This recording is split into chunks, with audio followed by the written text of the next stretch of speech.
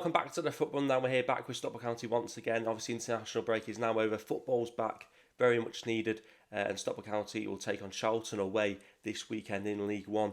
We're going to start this by asking a quick question. It's an easy question, but we're going to maybe try and start doing this in our videos going forward. So if people like it, let me know in the comment section below. But yeah, the first question is, who scored a hat-trick for County in their last meeting with Charlton Athletic? We'll come back to that later on in the video. So get thinking, you should know it really. I didn't even have to check it before putting it in, so I'm guessing a lot of you guys will get it as well.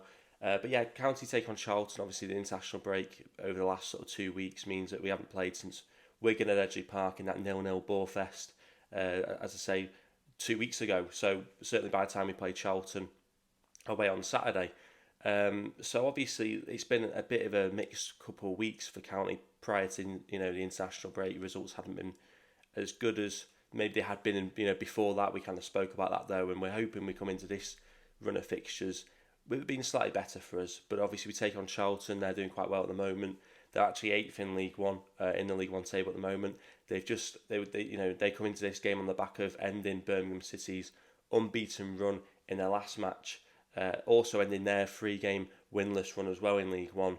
So Charlton managed to win the game. They scored to win 1-0, just one shot on target in that game during the whole match, and only 36% possession against Birmingham. So they managed to win the game, but didn't have many shots, didn't have much of the ball, but they came away with 3 points. So they'll be very happy with that against a team which is a very, very strong team, probably the strongest team in the League One this season.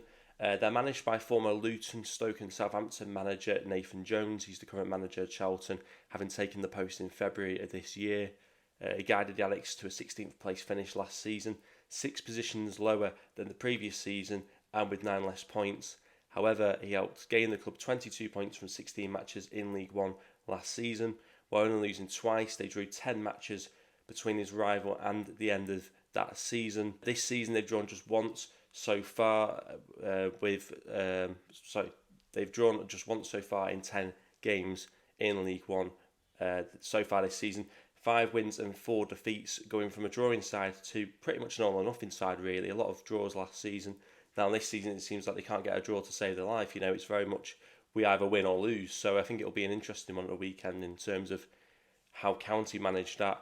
It looks as though as well, I've been doing a bit of looking into it, and according to Transfermarkt, it looks like Charlton often line up with a 3 at the back formation. They've only gone away from that once so far this season, from what I was looking at, and that's when I think they went with a 4 at the back formation. That was in their last game against Birmingham, which of course they won 1-0. So having been basically a 3 at the back kind of team already most of this season, and changing to a 4 back in their last game, and also beating Birmingham in their last game, they're playing another top team in my opinion this weekend. Will they stick or twist, and how will County go about combating that Charlton lineup? Charlton Athletic rank as the joint 4th lowest scorers in League One this season with 10 league goals. Cambridge have scored the least with 6. Crawley Town and Stevenage are joint 2nd lowest scorers with 8, and Wigan have scored 9. While Burton Albion, Leyton Orient, Charlton and Exeter City all rank joint 4th lowest scorers with 10. And in at number 5 is Northampton, who have scored 11. That's 8 less than League One's highest scorers, Peterborough United. Charlton Athletic rank as joint 5th lowest conceding teams in League One with just 9 goals conceded. That's 12 less than the league's highest conceding team, Peterborough United, who have conceded 21 goals so far this season, meaning the Posh are the league's top scorers while also being the league's highest conceding side as well. Matty Godden is the Addicts' top scorer this season with 3 league goals, 2 of which are coming matches they've gone on to win. Now, of course, we're going to talk about previous meetings with Charlton Athletic. County did face Charlton Athletic in the FA Cup, I think it was the second round or the first round in 2022, when an initial meeting at the Valley finished 2-2 after Mousy Polite scored a 97th minute leveller to take the game to a replay at Edgley Park. The replay resulted in a 3-1 Hatters win, and if you guessed correctly earlier, before, it was a Will Collar hat-trick for County that day. As for league meetings, you have to go back to the 6th of March 2010 to find the last time that County visited the Valley, only to lose 2-0. Charlton have won the last 4 league meetings with County.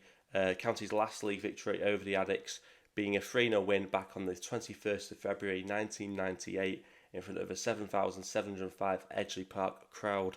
The Hatters would finish 8th that season in what we now know as the Championship, 9 points from a playoff place, which could have potentially resulted in promotion to the Premier League. I think I've read that right. I don't think I've got the divisions mixed up, so let me know if I have got that wrong as well. But of course, County's ambitions to get back into the Championship by 2027, currently sat 6th in League One table. That objective doesn't look too far away at the moment. I've got to be honest about that. So let's have a quick look at the league table so far this season in League One as we approach the League One fixtures this weekend. Birmingham's still top despite losing their unbeaten record last time out. Mansfield Town in third, the only team in the league to have won all their last 5 league games. Wickham have 4 from their last 5 and find themselves 5th in the table. County, of course, at 6th in the table after shaky last few games, but still remain in a solid position. Below them in 8th, this weekend's opponents, Charlton Athletic, who have only beaten one team from the current top half this season. 4 of their 5 wins so far have come against teams below 14th in the table. Blackpool in 10th after they faced their first league defeat under the Steve Bruce era last time out to Mansfield Town.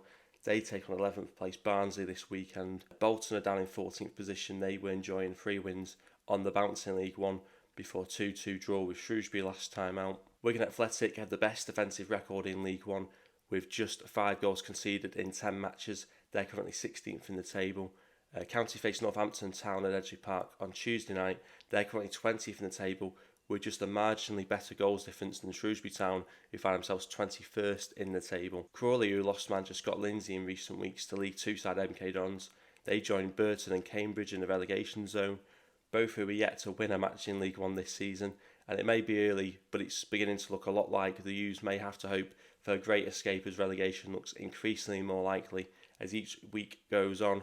Cambridge have only taken 1 point so far this season, a 4-4 draw with Blackpool back in August. And if we just take a quick look at League One's fixtures this weekend, Shrewsbury Town hosting Exeter City tonight for some Thursday night football on Sky Sports Football.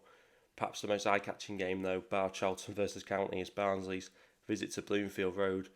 Both sides are on 15 points, with Barnsley in 11th place, a position lower than Blackpool, who lost their first league game under Steve Bruce when Mansfield beat them 2-0 last time out.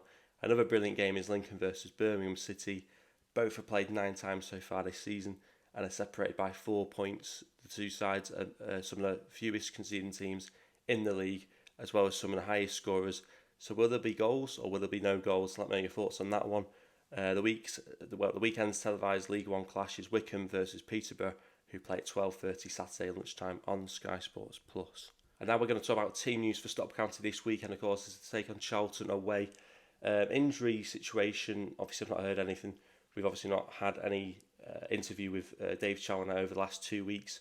So I'll assume that Ryan Rydell remains injured, Southern Hales and Noyle the same. Will Collar was out for 2 weeks. That's what we were hearing a couple of weeks back. So I'm guessing he could be back in contention this weekend. Though, as I say, if he was out for 2 weeks, that means he's probably only just come back. So maybe, possibly on the bench. Who knows? Michael Mellon is yet to make an appearance for the Hatters this season. He's been a substitute for some recent games, and he could well be an option off the bench for Challoner on Saturday, hopefully. For me, it's essential that Jay Mingy starts this game. It's essential that he's fit for us. He started the game against Wigan, but I'm pretty sure he came off at half-time for Callum Connolly, so hopefully there's no issues there with Jay Mingy because he's a massively important player for us at right-back. Ibao Toure completed 90 minutes in both of Gambia's matches against Madagascar during the international break. Hopefully he's fit enough to start, having played those 2 games during the international break.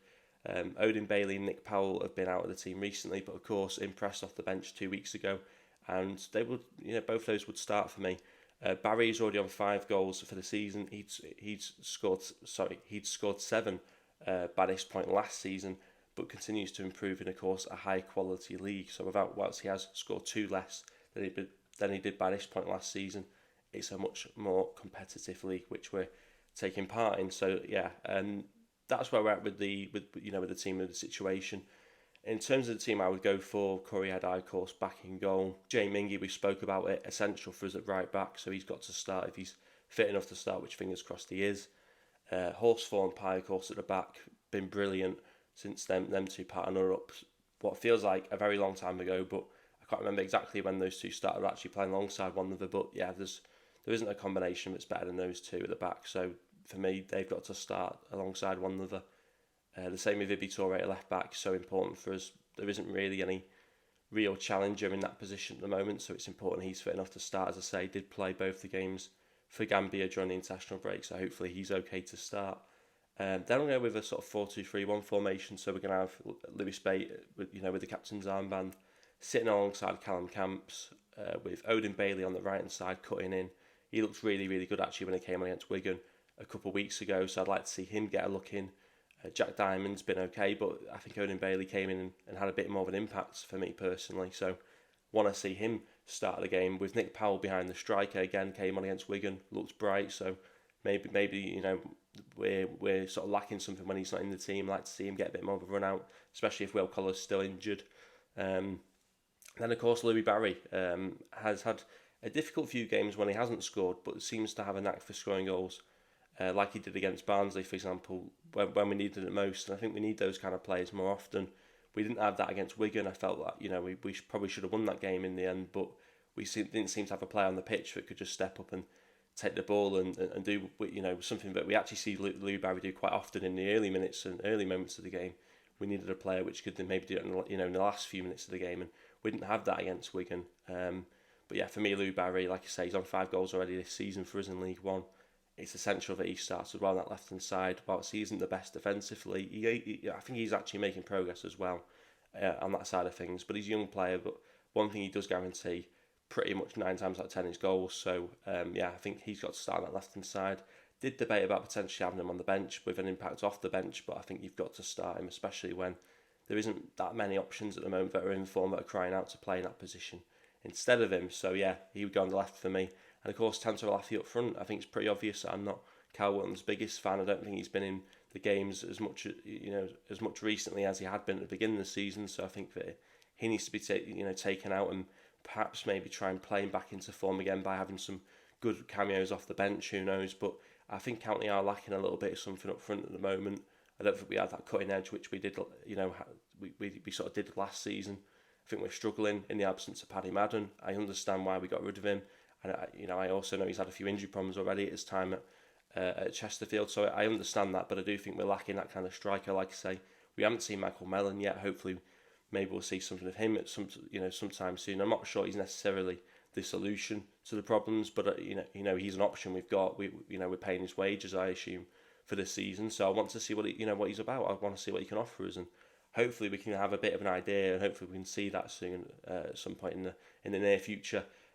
Possibly maybe not on Saturday, but hopefully within the next few weeks we'll get to see a bit of Michael Mellon in a Stockport County shirt, because like I say, we are lacking something up front at the moment. Tantor Alafi hasn't started as many games as I think he would have liked to have started, but he hasn't also had the impact which he did last season either. So yeah, I think we are lacking something up front, and hopefully Tantor Alafi can find himself a goal this weekend by starting the game over Cal Wootton. But I still think he'll go with Wootton, to be honest, but I'd go with Tantor Alafi. And like I say, we want to see some more Michael Mellon, or we haven't seen anything of Michael Mellon yet, so it's not a case of seeing more of him. It's a case of just seeing any of them, to be honest, would be nice. So yeah, that's my thoughts. That's my team that I would go with. Let me know what team you would go with. In terms of score prediction, like we said about Charlton, they're very much a team that either wins or loses. They don't draw many this season. I think we'll win the game, to be honest. I think they don't usually lose by too many, though. When I was looking at the results this season, they often lose by 1, or you had the odd game when they might lose 2-0 or 2-1, but they're usually in games as well, which I've noticed. So I don't think we're going to win this game 3 or 4-0, to be honest, but I do think we'll win the game, and I'm going to go with a 2-0 2-0 win for Stockport County. I always seem to go with 2-0s, and we never really often get them, but yeah, I'll go with a 2-0 once again. So let me know your score prediction, let me know your thoughts. Go into this game against Charlton Athletic, of course. Don't forget to like the video, subscribe as well if you are new. As always, thanks for watching.